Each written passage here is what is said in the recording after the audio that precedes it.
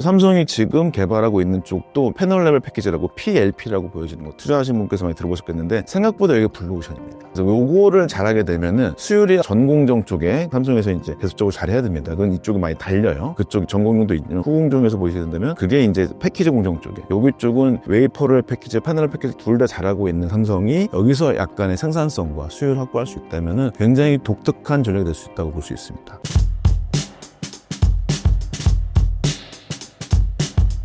삼성전자와 TSMC가 각각 2나노 공정에서 수율을 개선하기 위해 채택한 주요 기술적 전략은 무엇인가요? 2나노라고 하는 형태의 반도체 기술은 실제로 여러분들 오해하지 마실 거는 3나노, 2나노 나왔을 때 2나노가 정말 우리가 얘기하는 스위치 사이즈가 2나노 이건 아닙니다. 몇 번은 아실 거고 투자자분들 많이 아실 텐데 반도체 성능에서 이 스위치라고 해서 이거를 저희가 여기 보시면요. 이게 이제 여러분 혹시라도 나중에 공부하실 게 있으면 이 아이맥이라고 하는 사이트가 있습니다. 여기 벨기에에 있는 반도체 기술 로드맵 만드는 사이트인데 아시겠지만 유럽이 이제는 로드맵 말고 만들 수 있는 게 없습니다. 실제 기술 개발은 못하고 있어요. 이제 그렇긴 한데, 그래서 이제 삼성이나 반도체 회사들에서 약간 파견 가가지고, 그래서 로드맵 같이 만들거나, 예전엔 장비도 같이 개발하고 그랬는데, 지금은 아주 많지는 않고요. 여기서 이제 중요한 키워드 같은 거 보실 수 있을 것 같아요. 첫 번째가 보시면, 핀핏이라는 키워드죠. 핀핏. 이거는 이제 많이 아실 수 있을 것 같은데, 핀핏은 뭐냐면은, 원래 스위치가 이렇게 생겨서 이게 평평하다가, 평평한 스위치가 여기서 딱 보시면, 여기 힘을 주게 되면 전자가 왔다 갔다 하는 겁니다. 그럼 당연히 전자가 왔다 갔다 하려고 할 때, 같은 면적에서 효율이 좋게 하려면, 이렇게 여기를 쌓아요. 쌓는 모양이 핀입니다. 핀이라고 하는 게 꼬리 지느러미 모양이라고 해서 물고기에서 이렇게 됐어요. 그럼 얘네가 전자가 면적이 이렇게 위로 올라가죠. 그럼 면적이 더 좋아집니다. 그 그림이 보시면 이쪽이에요. 요거 이렇게 튀어나온 거 이렇게 있죠. 요런 그림. 얘가 되면은 기존의 것보다 뭔가 성능이 좋아지는 거야가 핀핏이고, 요것은 바로 이제 로직 20나노 정도부터 해가지고 막 만들기 시작했어요.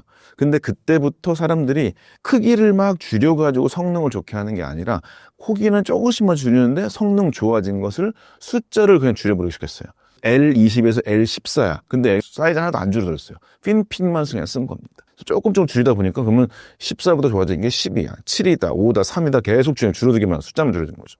거기 모양은 핀핏입니다. 이걸 말씀드리냐, 현재 2나노 기술이라고 하는 것에서 현재 삼성은 이거보다 핀핏보다 더 좋은 것 같은 이런 정도로 봤습니다. 그게 이제 여기서 나노시트로 나오는데 삼성이 쓰고 있는 게 뭐냐면 GAA-FET이라고 얘기하죠.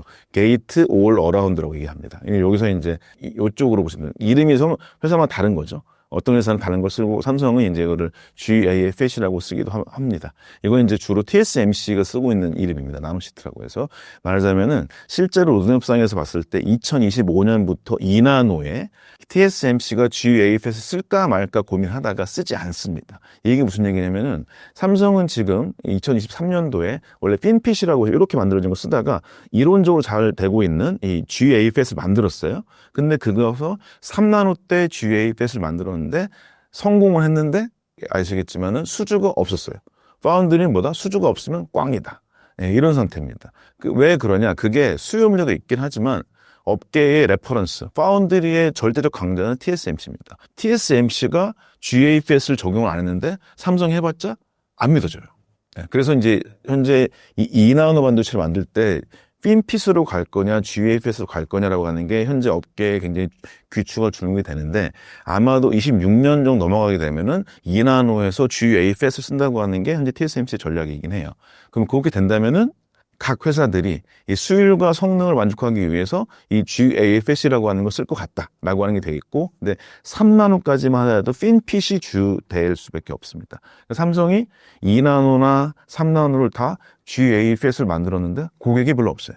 이런 상태가 됐었다. 그래서 첫 번째로 말씀드리는 가장 대표적인 기술은 뭐다? 바로 이 소자를 바꾸는 기술. 대표적으로 핀핏이라는 데에서 GAA-FET을 만들어준다. 이게 다도 너무 어렵다? 보시면은, 얘네들이 스위치를 계속 바꿔주는 거구나. 근데 앞에 기술력의 수익이 좀 더 좋아지는 건 맞다. 근데 지금 상황에서 앞선 기술력을 삼성이 개발했을지라도 업계에서 안 알아준다. 그러니까 수주가 없었기 때문에 GAA-FET이 묻혀있다가 이제 2나노부터 쓰려고 한다. 그게 이제 여러분 보시면 이번에 나왔던 삼성 폰 있죠? 이거 플립 7.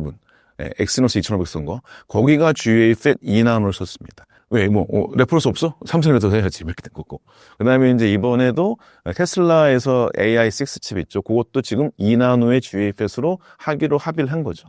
그러니까 여기는 분명히 서로에게 도전의 기회를 준 것 같긴 해요.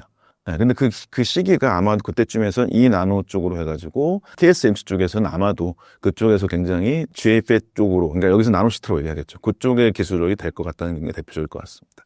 두 번째로 보시면은 기술력으로 봤었을 때 수율 개선의 이 아래쪽에 보시면 소위 패키지 공정이라고 볼 수 있을 것 같아요. 패키지.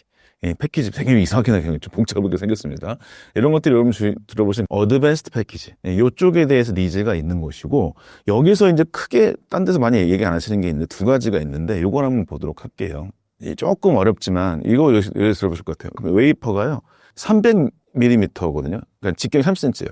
3cm가 들어가는데, 점점 이제 패키지라고 하는 게 칩 개수를 많이 쓰잖아요. 개수 많이 써가지고, 칩 하나를 이제 만들어줄 때 여기 보시는 대로 엄청나게 개수 크게 커져요. 120 곱하기 100. 이거 실제로 12cm 곱하기 10cm만큼 칩이 나오는 겁니다. 이만해요. 근데 웨이퍼라고 하는 거에서 요 둥그렇게 내보시면은 기술 개발이 막 되다 보면요. 이제 웨이퍼에서 요 웨이퍼 하나에서 이 칩을 3개 이상 못 찍어요. 이건 무슨 얘기냐면 웨이퍼에 찍는데 1개, 2개, 3개 하면 끝이에요. 그럼 나머지 다 버려야 돼요. 이렇게. 그러면은 기존에 TSMC가 아주 잘했던 웨이퍼 레벨 패키지라고 해서 웨이퍼가 기판이고 여기다가 칩을 크게 꽝꽝 찍어서 했던 게 비효율적이 돼요. 근데 요것에 대항마가 누가 있냐? 바로 삼성이 있어요. 네, 그래서 여기 보시면 어렵지만 보겠습니다. 웨이퍼 같은 기판, 삼성 이것도 있고요. 패널이 뭐냐면은 삼성이 2014년에 TSMC한테 웨이퍼 레벨 패키지 하나 얻어맞고 바로 디스플레이 패널 이렇게 네모내서 커요. 그러게 딱 보시면 뭐죠? 칩이 이만한 게 쾅쾅쾅쾅 해서 6개까지 바뀔 수 있고 훨씬 더 넓어져요. 효율적이 되겠죠.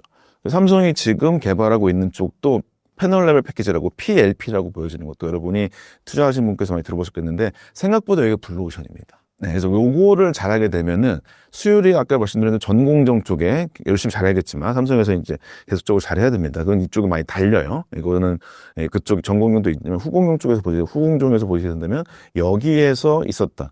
그게 이제 패키지 공정 쪽에 여기 쪽은 웨이퍼럴 패키지, 패널 패키지 둘 다 잘하고 있는 삼성이 여기서 약간의 생산성과 수율을 확보할 수 있다면은 굉장히 독특한 전략이 될 수 있다고 볼 수 있습니다. 네, 그래서 이런 것들이 이제 투자자분께서 근데 이거 잘 언제 나오는 거예요? 근데 이제 실제 기술적 차이를 보시면은 통상적으로 업계 사람들은 삼성의 이 소위 어드밴스드 패키지하고 TSMC 기술 차이를 보통 2년 안팎을 보고 있습니다. 차이가 많이 납니다. 예, 그걸 감안하시고 그렇지만은 좀 독특한 전략들이 있더라. 그래서 이제 전공정과 후공정을 같이 봤었을 때는 전공정에서는 소자의 사이즈를 달라지게 하는 거 2나노 때, 또 그거를 적용하는 후공정에서는 이런 패키지 기술들이 다양하게 분명히 있다는 것을 좀 말씀을 드리겠습니다.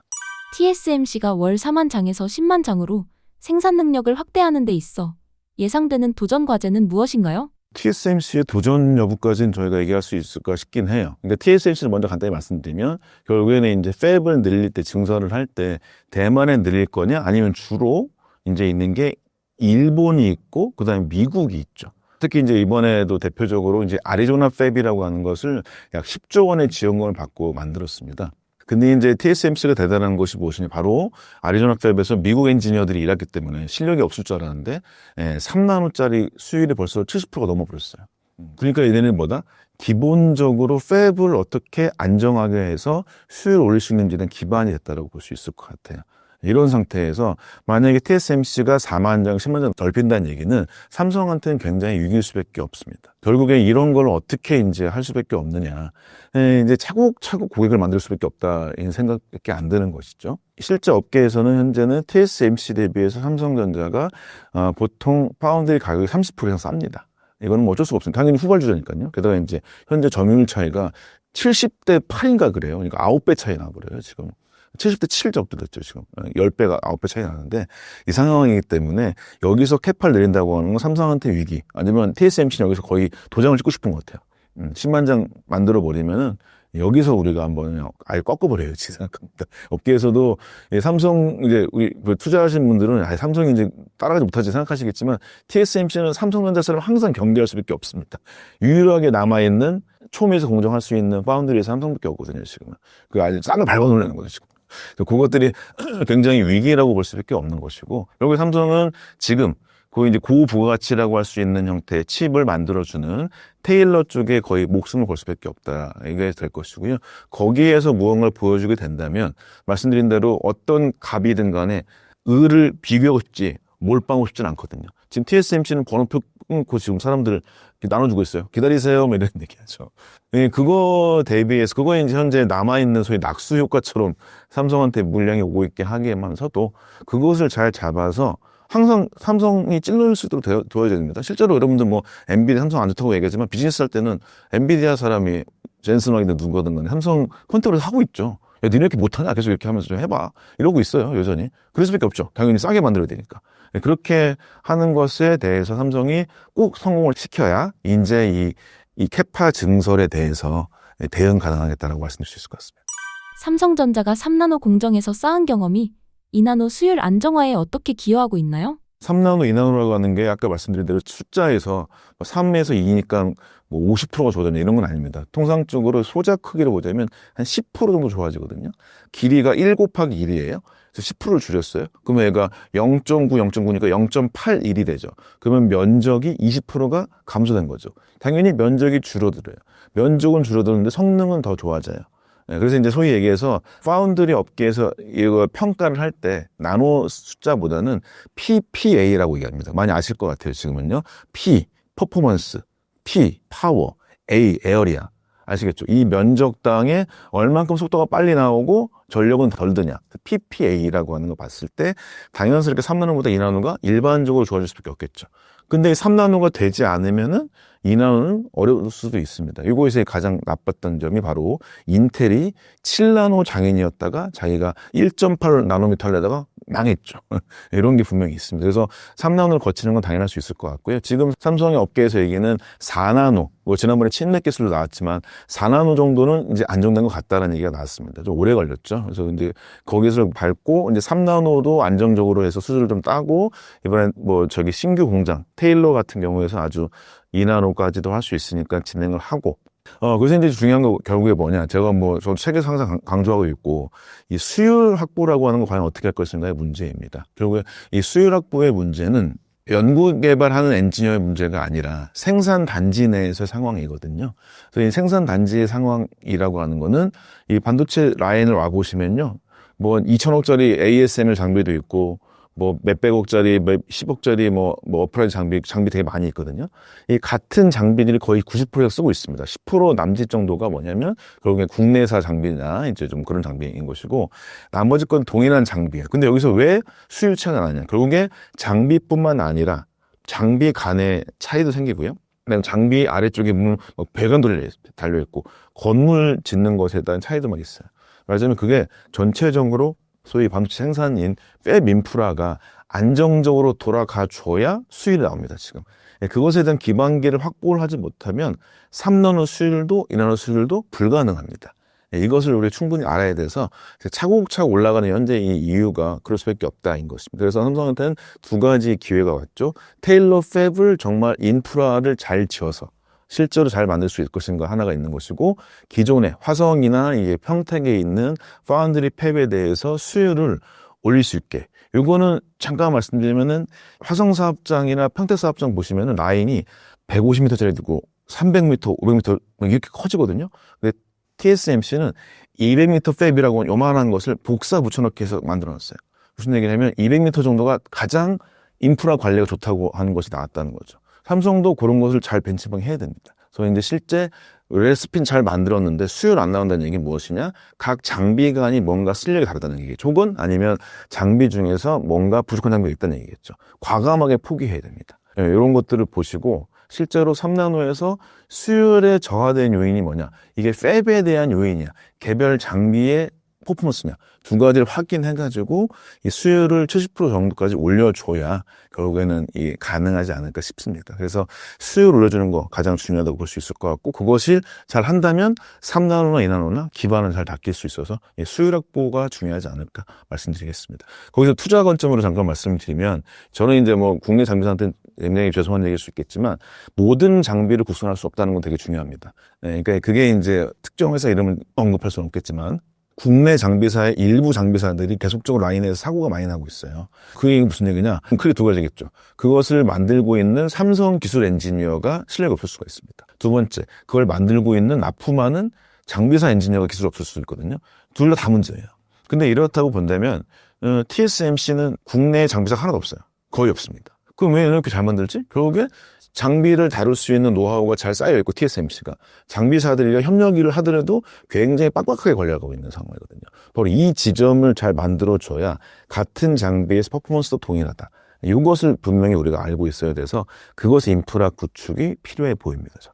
이나노 공정 경쟁에서 고객사 확보를 위한 차별화된 마케팅 및 서비스 전략은 무엇인가요? 굉장히 중요한 질문을 주셨어요. 그러니까 결국에 삼성이 그동안은 메모리 반도체를 만들었을 때는 설계와 생산을 다 같이 하는 종합 반도체에서 했는데 이게 단점이 아닙니다. 어떤 분께서는 뭐 설계와 생산을 무조건 분리해야 된다 이런 얘기 하시는데 그렇진 않습니다. 이 반도체 메모리는 특히 요새는 파운드리 나오긴 했지만 결국에 설계를 같이 하면서 생산을 같이 해줘야 수율에도 되게 영향이 좋거든요. 그래서 메모리는 뭐 일부 파운드리 형태에 있긴 하지만 설계를 생산을 같이 해줘야 이익이 남습니다. 근데 파운드리는 설계랑 생산을 구분할 수밖에 없어요. 구분한다는 얘기는 무슨 얘기냐? 삼성이 그동안 잘하지 못해왔던 설계 생산의 갑과 을이라고 하는 것에서 소위 서비스 마인드가 있냐 없냐의 문제가 분명히 있습니다. 첫 번째는 뭐냐? 무엇보다도 고객한테 우리는 고객 중심이다라고 하는 것에 이 마인드를 아주 정확하게 박아줘야 돼요. 왜냐하면 아까 말씀드렸다시피 보통 TSMC보다 삼성이 기술력도 뒤져 있죠. 파운드리 업계에서는 가격도 싸요. 근데 고객들이 찾아놓고 실망을 가끔 많이 해요.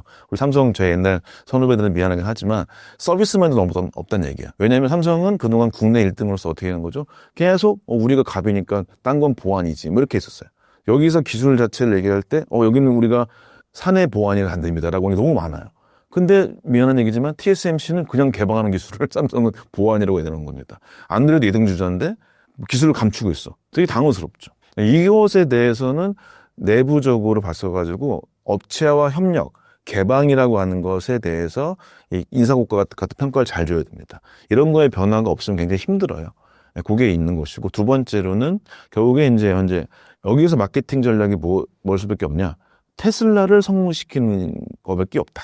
네, 지금 이제 기본적으로 맥시머스 성능도 좋아진다고 얘기하기는 하지만 삼성 내부의 칩을 만든다고 했을 때 업계에서 그렇게까지 존중하지는 않을 가능성이 높아요. 결국에 수주받아서 진행해주는 반도체, 수주받아서 해주는 반도체, 그 중에서도 이제 기술력이 앞서 있다고 얘기하는 테슬라, 아니면 빡빡하다고 얘기하는 테슬라라고 하는 것을 실제 성공해줘야 그게 가장 큰 마케팅 포인트가 될 수 있을 것 같아요. 그래서 결국에는 일단 내부에서 서비스 마인드라고 하는 거 갖추어서 고객이라고 하는, 그렇다고 또 어떤 분께서 TSMC 24시간 대응한다고 이런 얘기하는 의미가 있는 게 아닙니다. 그건 이제 교대 근무해주는 엔지니어도 항상 있는 것이고요. 서비스 마인드라고 하는 게 고객 입장에서 테스트나 개방적으로 소통하는 방식을 열고 그것을 평가에 반영하는 게 있는 것이고, 두 번째 기술적으로 마케팅으로는 결국에 테슬라 이나노 성공이라고 하는 거, 수주 성공이 가장 중요할 것 같습니다. 이나노 양산 경쟁이 글로벌 반도체 공급망과 기술 경쟁 구도에 미칠 장기적 영향은 무엇인가요? TSMC와 결국 삼성의 구도라고 볼 수밖에 없습니다. 이 최첨단 공정은 중국을 따라올 수는 없으니까요. 이 두 회사의 마켓이 얼만큼 줄어들냐가 우리나라의 목표겠죠. 가장 줄어들 때는 언제냐? 바로 이제 삼성이 애플의 아이폰을 만들던 시기예요. 그게 이제 아이폰 4에서 6까지. 그 2008년, 14년 정도까지 되거든요. 그때 점유율이 삼성이 19%, TSMC가 56% 정도까지 해서 3배 정도로 붙었었어요. 그래서 그때 진짜 저 그때 회사 다니고 있었는데 정말 잘 될 것 같았었어요. 근데 그때 이제 무엇인가 특히 이제 패키지 공정이나 설계 이슈가 생기면서 그거 가지고 이 마켓을 뺏기게 되거든요. 그래서 계속적으로 하향세죠, 지금까지. 네, 근데 이 테슬라가 이 애플 수주를 받았던 것 같은 영향을 줄 것이냐? 그건 업계에서는 그렇지는 않습니다. 왜냐면은 워낙에 그때 매출과 지금 매출은 큰 차이가 나거든요. 그러니까 이제 매출로 보시게 된다면 현재 삼성전자도 수백조 매출을 가지고 있고, 거기서 이제 영업이익률 같은 경우가 몇 조가 날 것인가의 문제에서 테슬라 수주가 23조 원인데 그게 8년 정도거든요. 그러니까 1년에 3조 정도 된다는 거죠. 근데 보통 영업이익을 보통 10% 잡으면 돼요. 아직 이익이 많지 않으니까.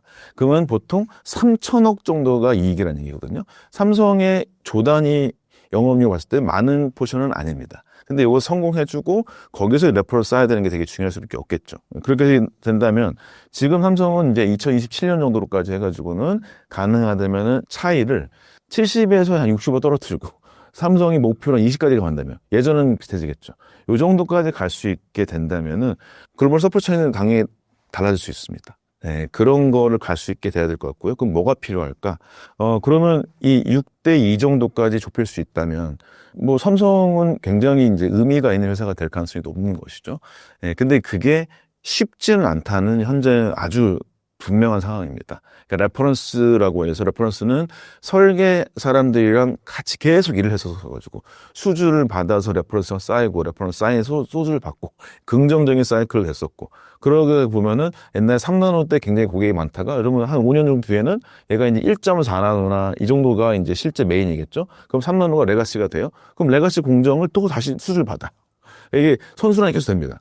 한 번이 잘 돌아가게 되면은 아주 선단 노드라고 할 수 있는 어드밴스드 공정이랑 그 다음 공정, 다다음 공정인 레가시 공정이 계속 잘 돌아가요. 그러니까 TSMC는 여기서 잘하고 나누니 다 돈도 벌 수 있거든요. 이 사이클에만 들어갈 수 있다면 서플라이가 잘 바뀝니다. 특히 그래서 그런 것이 실제로 삼성에서 될 수 있도록 노력해야 될 것 같고 근데 쉽지는 않다. 라이벌이 적다. 수주도 많이 안 받아왔다. 그렇죠? 그다음에 서비스 마인드도 덜 하는 게 있고 마지막 수율 확보라고 하는 게 좀 더 기반 기술이 필요하다. 근데 그게 되기를 전 바라면서 이 말씀을 드려봤습니다. 삼성전자가 최근 2분기 실적을 발표했는데요. 해당 실적 어떻게 보셨나요? 네, 실적은 뭐 엉망이었죠. 이제 어떤 분들은 바닥이었다라고 얘기합니다. 특히 이제 저는 주로 반도체 쪽을 말씀드리는 사람이기도 하고, 다행히 핸드폰이 그나마 이제 매출이 괜찮았어가지고 뭐 있었지만은 뭐 반도체를 봤을 때는 4,600억 정도가 이익이었던 것도 발표를 했고, 거기서 이제 2조 5천억 정도가 파운드리에 이제 마이너스 매출이었던 것이고, 역매출, 역성장이었었고, 나머지가 메모리 쪽이었었겠죠. 그러니까 3조가 이익이었으면 마이너스 2.5조가 됐다는 게 플러스 마이너스 됐겠죠. 굉장히 뭐 최악의 실적이라고 볼 수 있을 것 같습니다. 뭐 비교했던 포인트, 하이닉스는 9조 2천억, 마이크론은 3조 정도 되니까 규모 측면에서 봤을 때는 굉장히 이거는 뭐 수치스러운 일이죠. 그렇지만 이거는 현재 업계 현실인 건 맞습니다. 업계 현실인 것이고 다시금 추격자가 된 거라고 볼 수 있을 것 같아요. 그래서 그것이 굉장히 이제 우리 반도체 업계, 특히 삼성이 갖고 있는 투자 비율이 너무 큽니다. 말하자면 이제 보통 라인에서 설비 투자할 때 삼성전자가 1년에 보통 50조 원을 투자를 해요. 하이닉스가 보통 20조 원 투자를 합니다. 이건 봐도 5대 2로 차이가 크죠. 이건 당연히 파급부가 큰 겁니다. 아시겠지만 여러분들 투자하실 때 삼성전자가 라인을 양산을 다시 P5가 돌아갑니다. 그러면 그거에 6개월 전에 이미 설비는 수주가 되어 있죠. 설비사들은. 장비사들은 그때쯤에 투자하시고 이제 얘가 가동됩니다 하면은 이제 보통 한두 달 전에 소재사가 매출이 일어나요. 이거에 굉장히 당연한 사이클이고 엄청나게 중요한 건데, 그러게 삼성전자의 이익이 적었다라고 하는 거는 뭐 주변의 대부분 회사들의 매출이 줄을 수밖에 없는 상황이라고 볼 수 있기 때문에 뭐 아쉽지만은 바닥을 찍어서 나갈 것 같다. 그것에 대해서 국내 반도체 업계의 매출이 상당히 차이가 크다라고 말씀드릴 수 있겠습니다. 현재 삼성전자 HBM의 엔비디아 퀄 테스트 진행 상황을 알려주신다면요? 그거는 뭐 실제로 업계 도장 찍는 분들만 아실 수밖에 없을 것 같고요. 결국에는 유튜브에서 많이 얘기가 되고 있는 상태이긴 한데, 이게 이제 삼성전자가 바로 이제 HBM 때문에 소위 약간 존경받는 회사에서 웃음거리가 돼버렸죠. 이제 특히 투자하시는 분들께서는. 그렇죠. 그래서 이제 24년 초기부터 HBM 콜에 대해서 얘기가 많이 나왔고, 기본적으로 HBM3나 3E 쪽에서의 승인은 실제로 이제 제품 콜과 이제 라인 콜, 양산 콜이라고 하는 게 두 가지가 있을 때, 제품 콜에 대해서는 작년 말 정도 됐다고 하는 게 업계의 어떤 상황이었었고요. 뭐 기사가 나왔으니까. 그래가지고 이제 양산 콜에 여기서 얘네가 말씀드린 대로 이 연구개발에는 샘플이죠. 샘플은 통과가 됐는데 얘네가 얼만큼 캐파가 좋고 수율이 좋아서 양산이 가능하냐. 이것에 대한 게 양산 콜입니다. 보통 점수가 있는데 작년 말 정도에는 정말 엉망의 점수를 받았어가지고 그게 이제 양산 콜이 안 됐다라고 했던가, 아니면 라인 콜, 환경 콜이라고 합니다. 이런 콜이 안 돼가지고 이제 실제 실패했다고 했던 게 이제 상황이었는데, 지금 상황도 이제 HBM3E라고 하는 게 뭐 아마도 상반기에 되지 않을까라고 하는 얘기 많이 했다가 이것도 이제 아직 안 됐어요. 그래서 이제 여기서 요인 같은 경우는 원래는 크게 두 가지겠죠. 엔비디아의 요인이냐, 삼성의 요인이냐 봤어. 두 가지를 본다면 첫 번째, 엔비디아 요인인 거는 결국에는 엔비디아가 칩의 수요고, 엔비디아가 칩을 그러면은 덜 만들고 싶은 것인가? 네, 이런 상황일 수 있겠죠. 그러면 굳이 삼성이 안 들어도 된다. 아무리 실력이 괜찮아도 우리는 콜 안 할래 라고 볼 수도 있겠죠. 근데 이 경우는 없다고 보는 게 맞을 것 같습니다. 물론 TSMC라는 회사가 있어서 TSMC의 생산량에 굉장히 결부가 많이 되어 있죠. 그렇지만 뭐 거의 첫 번째로 엔비디아 만들고 있고, 여전히 AI 반도체 인프라 시장, 그 GPU 기반으로 하는 이 기본 시장 자체는 여전히 늘어나고 있고, 그거는 이제 우리가 실제로 현재 얘기하는 블랙웰라고 하는 반도체 말고 그 앞선에 있는 루빈이라는 반도체가 나올 때는 HBM이 원래는 4개였다가 8개로 늘어날 예정이긴 하거든요. 캐파가 많이 늘어날 겁니다. 이 시점 전까지 승인 안 된다고 했을 때도 여전히 엔비디아라고 하는 게 뭐 다른 빅테크 회사와 경쟁은 있겠지만은 수요가 발생하고 있어요. 그러면 이건 TSMC의 생산 허들에 따른 삼성에 대해서 덜 승인할 필요 없겠다. 우리 이 정도면 괜찮아. 라고 하는 건 아닐 수 있겠다. 결국에 여전히 삼성한테 요구하는 게 꽤 많은 것 같습니다. 네, 결국에는. 네, 그런 것들이 실제로 얘기 드렸다시피 반도체에서 원래 제품 좀 기술적인 내용 말씀드리면은 실제로 두 가지겠죠. 소위 베이스 다이라고 해서 기본 칩 봤을 때는 삼성전자는 D1A라고 하는 칩을 가지고 만들었고, 마이크론과 하이닉스는 D1B라고 하는 걸 만들었습니다. 요거의 차이는 아주 크지는 않아요. 보통 D1A의 크기를, 이 소자 크기를 13.2 정도 잡고요. D1B를 12.X 정도 잡거든요. 얘의 차이가 보통 면적이 한 10% 차이 날 것 같아요. 10에서 10%, 15% 차이 납니다. 작아지죠. 그런데 작아진 게 좋은 게 더 중요한 게 뭐냐면, 작아지게 되면은 얘는 전력 소비가 더 덜해요. 네, 이런 형태가 있었죠. 무슨 얘기냐면은, 그러면은 D1A니까 소자도 커가지고 얘가 전력 소비도 더 있어요. 근데 D1B를 썼던 3E라고 했을 때 기본적으로 전력 소비가 좀 높아요. 그러니까 이제 삼성전자가 불리한데, 거기에서 나왔던 패키지 기술 두 가지가 있었죠. 바로 TC-NCF랑 MRMUF 있을 때, MRMUF 쓰는 소재가 좀 더 발열이 좋아요. 그럼 이렇게 볼 수 있겠죠. 이건 보시면 조금 어렵겠지만은 D1A, 그러니까 여기 삼성전자가 있고 D1A, 그다음에 마이크론과 하이닉스는 D1B, D1B예요. 여기서 쓰는 패키지 기술, 여기는 TC-NCF고 TC-NCF. 이 둘이 있는데 여기는 뭐죠? 다이 차이예요.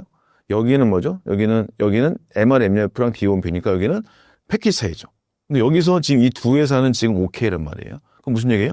D1A의 성능에 문제가 있었다는 거라는 게 당연스럽게 있겠죠. 그래서 여러분 아시다시피 원래 기본 다이 문제 있던 거 아니냐라고 게 있었던 거고, 그것이 지금 이제 올해 초에 나왔던 재설계였었죠. 실제로 얘를 만들 때 그 정도까지 속도가 느릴 필요 없거나 발열이 심할 필요 없는데, 이 소자를 만들 때 이슈가 좀 있었습니다. 내부적으로. 소통도 안 되고 그랬어가지고, 그걸 해결했던 게 바로 재설계였던 거고, 그걸 했더니 이제 좋아졌던 게 HBM3E, 그걸 통해서 지금 AMD 브로드컴이 승인을 받았던 것이죠. 그래서 삼성전자의 HBM이라고 하는 성능은 웬만큼 된 것 같다고 하는 게 업계의 주문인 것 같습니다. 그런 상태인 것이고, 그래서 엔비디아 콜이라고 하는 거는 이런 형태. 여전히 수요가 있다? 근데 이제 그게 삼성전자 같은 경우 기술력은 좀 더 극복된 것 같다.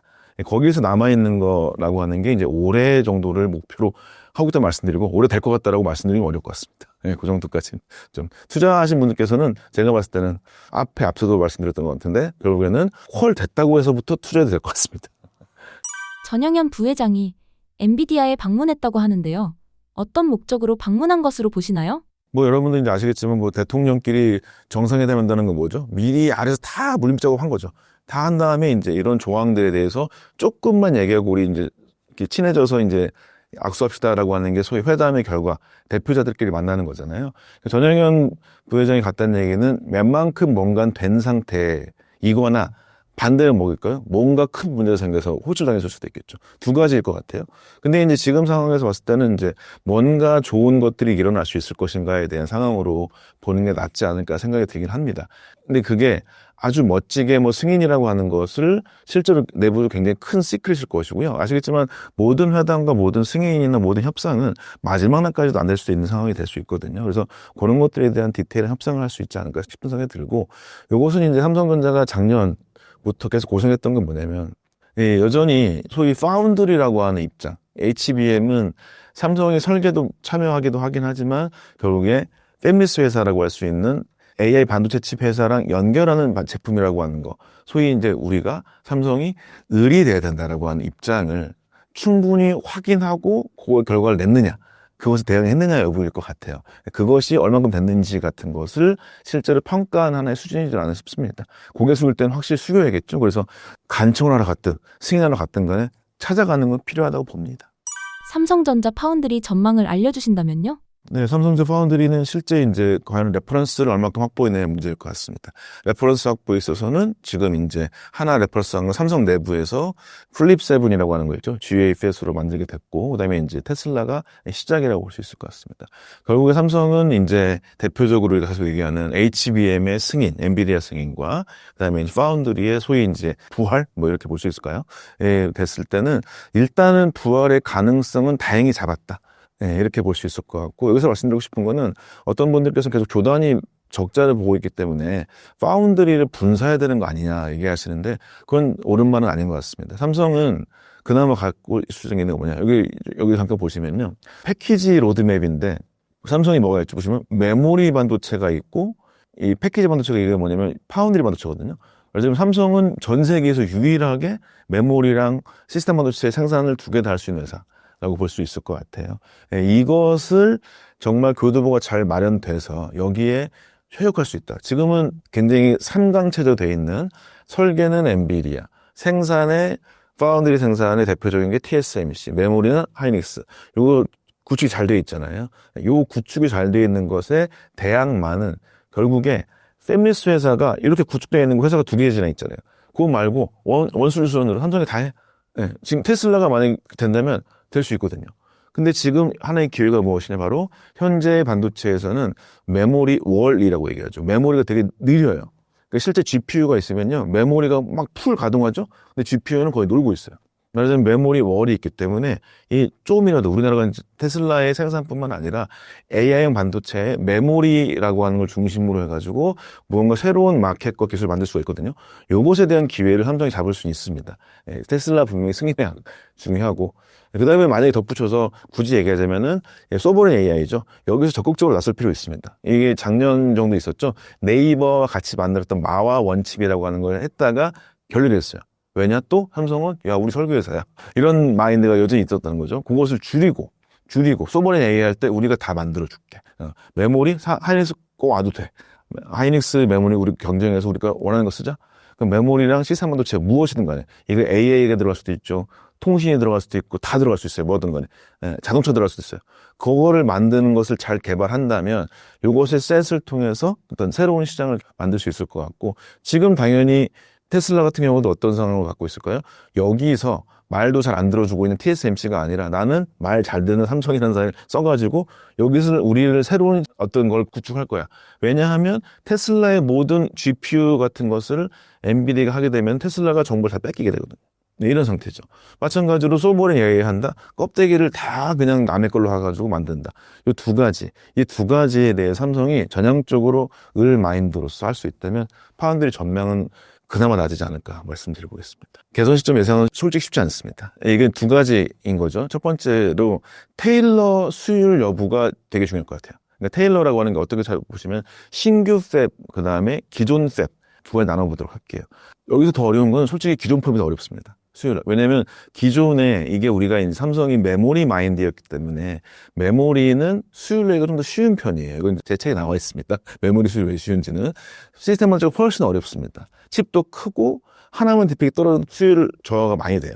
그러니까 시스템 반도체도 어렵습니다. 말하자면 그렇기 때문에 메모리 중심의 엔지니어들이 만들어서 시스템 반도체의 팹을 만들었기 때문에 여기에 수율 확보가 좀 어려워요.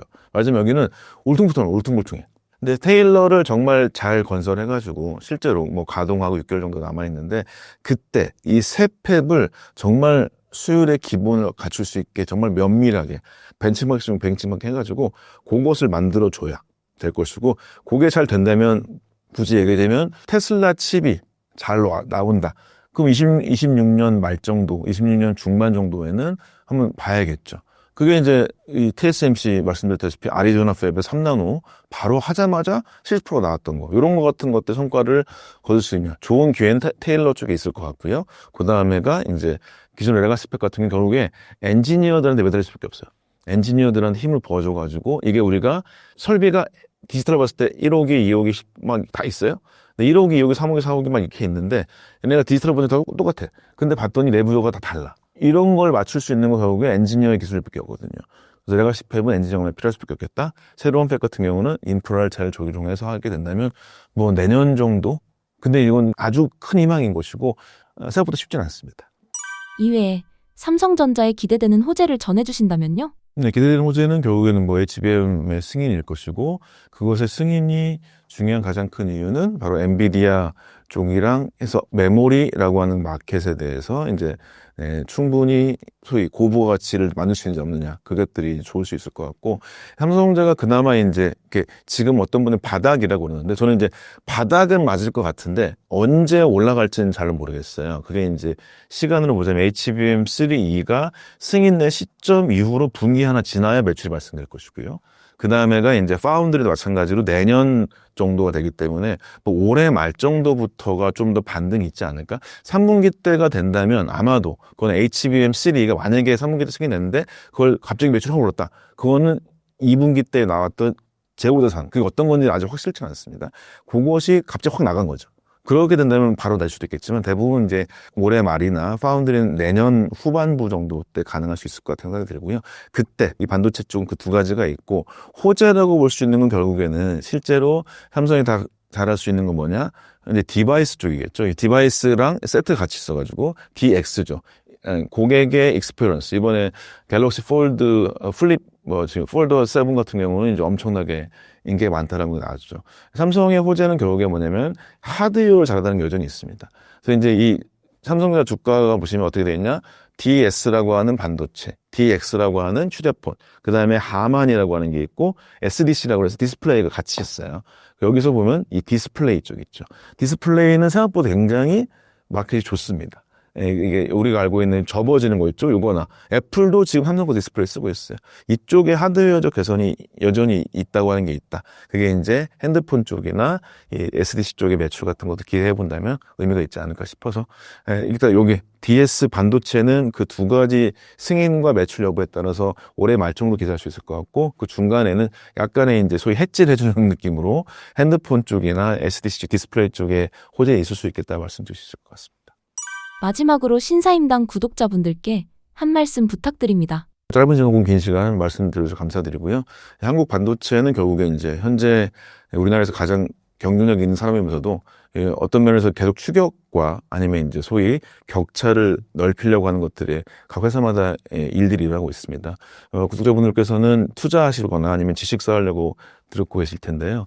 일단 투자하시는 거를 봤었을 때는 이런 기술적인 용어를 다 이해하시는 것보다는 큰 변화 정도를 보시면 될 것 같고 특히 반도체 투자하시는 분도 많이 있을 텐데 일단은 좀 약간 희망적인 얘기도 드리는 것도 있지만서도 투자하실 때는 냉정하게 선택하시면 좋을 것 같아요. 그래서 이제 실제로 매출이 발생되는 거 그것에 좀만 앞서는 정도 그 정도를 보시는 게 낫지 않을까 좀 말씀을 드려보는 것이고 요거 말고도 다른 거는 반도체 업계에 있는 사람으로서는 하면도체나 이렇게 장비사들이나 소재사들 등등을 잘 보시게 된다면 그때 매출이나 기술 개발 같은 기회를 잘 보시거나 이런 것들도 이제 추천을 드릴 수 있을 것 같습니다.